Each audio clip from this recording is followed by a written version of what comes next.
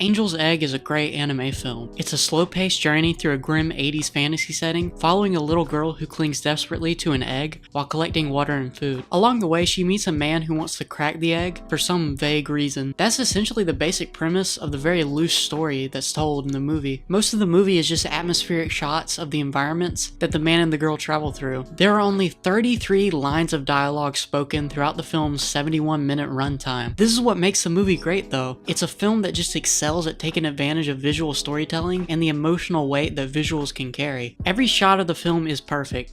The background art, animation, and music all come together to create a great experience. The film has a very 80s dark fantasy looking aesthetic. It's similar to something like The Labyrinth by Jim Henson, for example. The lakes, dilapidated towns, and grim atmosphere are all very much a product of that era of fantasy. And Angel's Egg nails this look. The appeal of Angel's Egg's story isn't in its writing or characters, but in its aesthetics. In a way, it's sort of the equivalent to a roguelite indie game. Most roguelite indie games, like Binding of Isaac for instance, focus purely on the strength of their mechanics and how far those mechanics can be stretched, while the storytelling and characters of the game come secondary or just fall into the background. This film is similar in that it just focuses on aesthetics as opposed to other elements of film like writing. It has one core area of creativity that it excels at, and that's the design philosophy of a lot of indie games, and just art pieces that have a strong creative direction and idea behind them.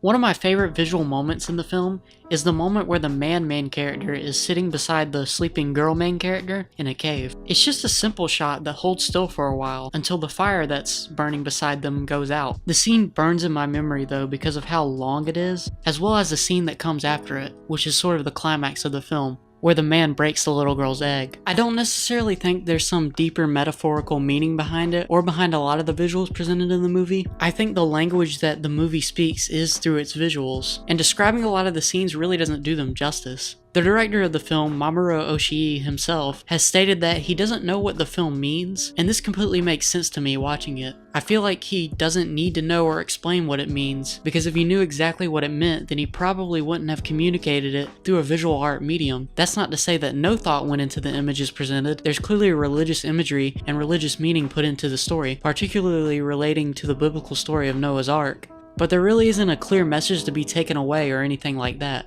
The film definitely has an existential and dour nature though. To me at least, the whole experience of the movie is more about emotional conveyance through visuals and aesthetics than some hard moral or message. That's all for this video. Leave a like if you enjoyed, and subscribe if you want more content in the future. I'll see you in the next one.